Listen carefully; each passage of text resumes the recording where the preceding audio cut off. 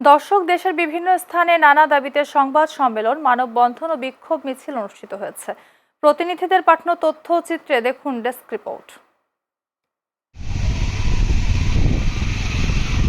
কুমিল্লার মুরাদনগরে ফারহানা গাড়ির মালিক আবুল কাশেমকে হত্যার চেষ্টা ও গাড়ি পুড়িয়ে দেওয়ার প্রতিবাদে মানববন্ধন করেছে এলাকাবাসী। সোমবার সকালে উপজেলার বাখরনগর বাজারে মানববন্ধন অনুষ্ঠিত হয়।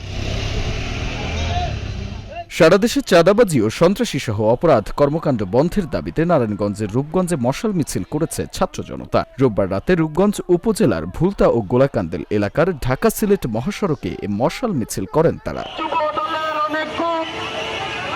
চাঁদপুরের কচুয়ায় মিথ্যা মামলায় আদালতের নির্দোষ প্রমাণিত হয়ে সংবাদ সম্মেলন করেছে কচুয়া আইডিয়াল স্কুল ও হজরত আয়েশা সিদ্দিকা মহিলা মাদ্রাসার প্রতিষ্ঠাতা অধ্যক্ষ কাজী আসাদুল্লাহ। রোববার আইডিয়াল স্কুল মিলনায়তনে সংবাদ সম্মেলনে লিখিত বক্তব্য পাঠ করেন অধ্যক্ষ কাজী আসাদুল্লাহ। আমার মান সম্মান নষ্ট করার জন্য এটা করেছেন। সারা দেশে আইনশৃঙ্খলা পরিস্থিতির অবনতির প্রতিবাদে নেত্রকোনা জেলা ছাত্র দলের বিক্ষোভ মিছিল অনুষ্ঠিত হয়েছে। সোমবার পুরাতন কালেক্টর মাঠ থেকে মিছিল বের করা হয়। আইনশৃঙ্খলা পরিস্থিতির অবনতির প্রতিবাদে ঠাকুরগাঁওয়ে বিক্ষোভ মিছিল ও প্রতিবাদ সমাবেশ অনুষ্ঠিত হয়েছে। সোমবার দুপুরে জেলা বিএনপির কার্যালয়ের সামনে থেকে ঠাকুরগাঁও জেলা ছাত্রদলের আয়োজনে বিক্ষোভ মিছিল বের করা হয়।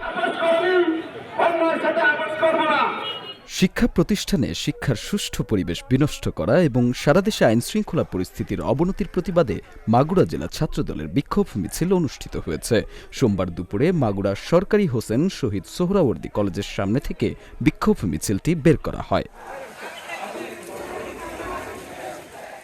দীপু নূর, চ্যানেল এস, নিউজ ডেস্ক।